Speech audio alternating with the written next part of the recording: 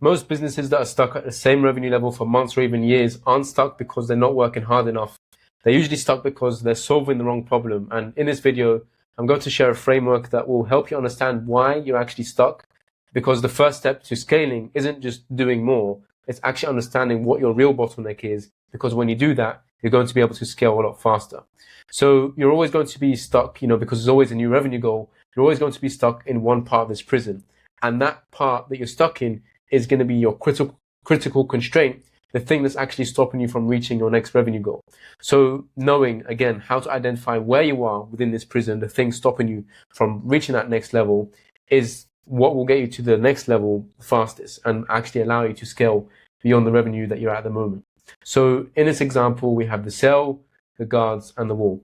And at each stage of the prison, you need to solve for a different problem because the same solution won't work in every part. And using the wrong solution when you're in the wrong part of the prison is obviously going to keep you stuck because it's not going to get you out of the part that you're stuck in. For example, if you're locked in a cell, you obviously need the key. If you and your leads are trying to get past the guards, a key won't help you. You obviously need a distraction. And if you're standing in front of a wall, neither a key, neither a distraction of the guards is going to help you. You need a ladder to overcome the wall and be able to scale and be able to get over it and escape the prison. So obviously that's a really simple analogy, and I'm going to show you how it's actually going to help you understand how to scale your business and what's actually holding you back. So let's break down each part of the prison that you could potentially be stuck in that's stopping you from scaling your business. So the cell represents your messaging. And it's not just whether about people understand what you do. It's not just about reaching a lot of people. It's about actually reaching the right people and the right people finding you, and whether your message is compelling enough to actually make them want to take action. So here's what poor messaging does, or messaging that could be improved makes you miss out on. And this is important because most people don't realize how much your messaging actually controls for your whole business, all right? So firstly, it controls who actually shows up. And bad messaging attracts the wrong avatar. You get inquiries and you get leads from people who can't afford you, they aren't serious, or they just aren't the right fit.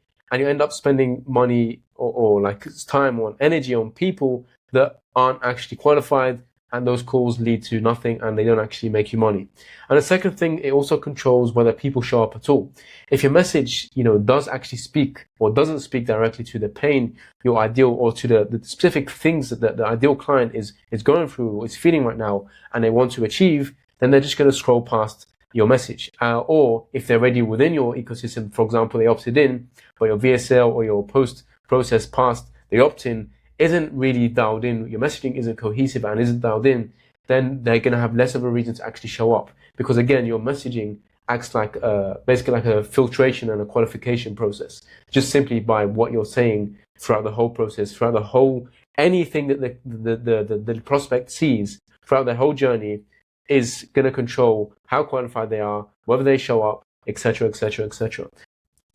And the third thing is actually kind of controls how sold people are when they actually do reach out and when they do opt in and when they do enter your ecosystem. Because good messaging not only does it attract the right people, but it also basically does the selling for you.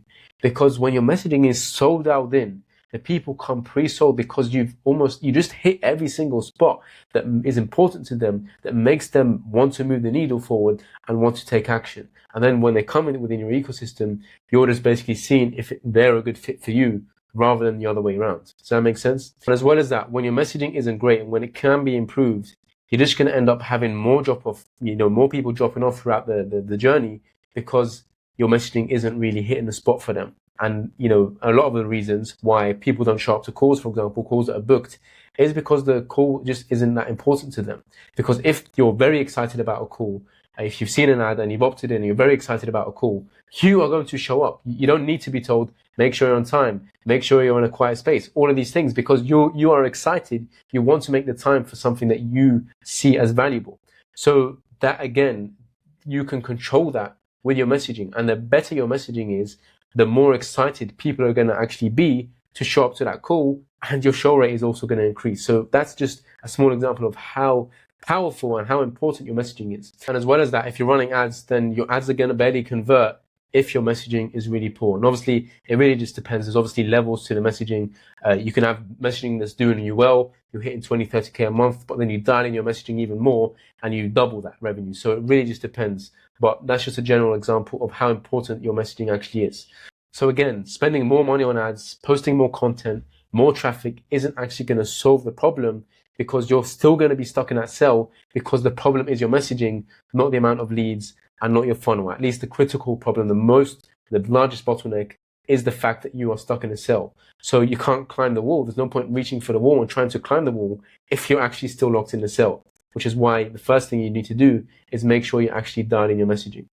And just before I get into the next section, basically these gray figures, I've basically made them as leads. So if you see any of these gray balls, they're basically leads, potential clients that are they've come into your ecosystem and they can potentially make you money. So now that you've escaped the cell, you have a new problem.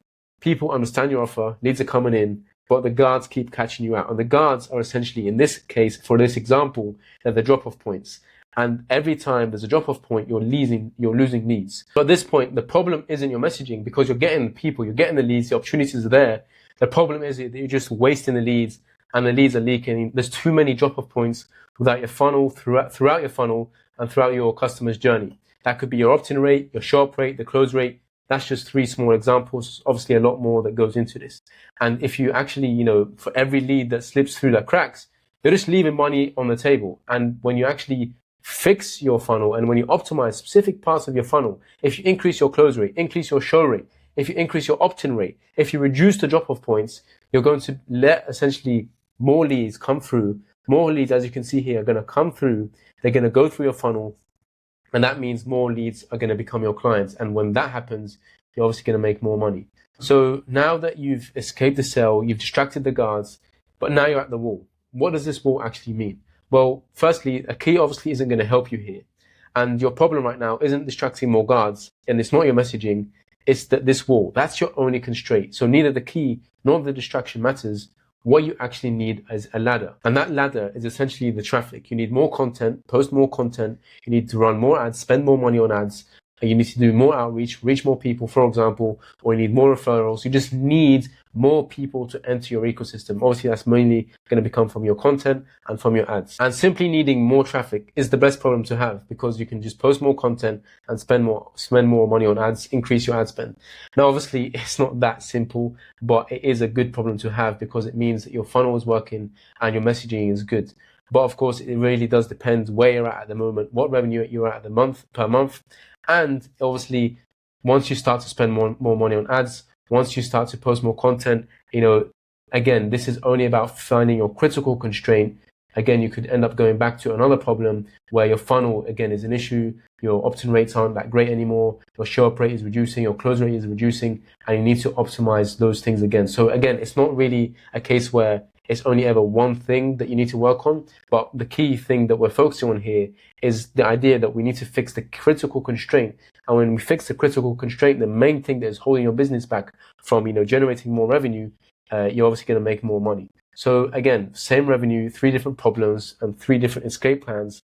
And if you give all 3 people the same advice, 3 different creators, for example, one stuck in a cell, one who is, being blocked by guards, and one stuck at a wall, if you give them the same advice, that would be a huge mistake, because they need to actually solve the right problem, the immediate problem that is their main critical constraint that's stopping them from actually scaling their business. So again, there are multiple things you can actually optimize, but one thing is actually costing you the most. And the highest leverage move is for you to actually identify and fix your critical constraint first.